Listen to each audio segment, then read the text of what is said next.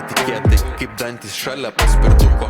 Realiai iš pačio nieko pabirėjo krūva akmenukų. Vienam tokių puntukų po procesų gan užtrukusių liko didelė krūva nususėlių primatų, kur tik akis mato vien tik homo sapiens, ką tik medžius palikė padugnes. Dar vakar bandė liet ratus kažkaip kvadratinius, jau statosi imperijas, groja viską matematiškai ir kalba autokratijom. Wow, seilėjas, progresas, amazing, nieko nereikia keisti.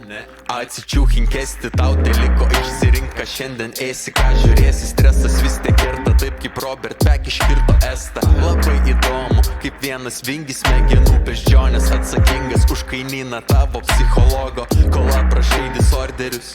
LinkedIn longreidę visai numarinai. Kombučias grybą nuo evoliucijos iki revoliucijos, kaip nuo kulto iki kultūros. Abi vaikus savo suvalgo. Šiandienos žinios niūrios, nuo evoliucijos iki revoliucijos, kaip nuo kulto iki kultūros. Abi vaikus savo suvalgo.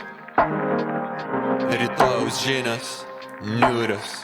Žinios niūrios, nebe visos jūros sūrios. Tiek laiko vystyt stuburą, vis tiek palik tuščia vidurys. Perspektyvos buvo, liko gal po pelenais Vezuvijus, gal su viltim pražuvo vos pradėjus plak liežuviais.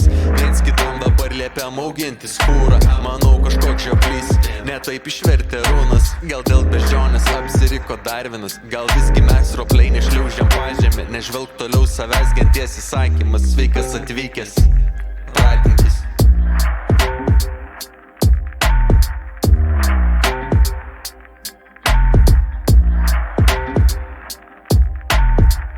Amazing thing about snakes is that they reproduce spontaneously. What do you mean? They have both male and female sex organs. That's why somebody you don't trust, you call a snake. How can you trust a guy who can literally go fuck themselves? To a geologist. Don't you think that expression would come from the Adam and Eve story? When the snake tempted Eve to bite the apple? Hey, snakes were fucking themselves long before Adam and Eve showed up, T.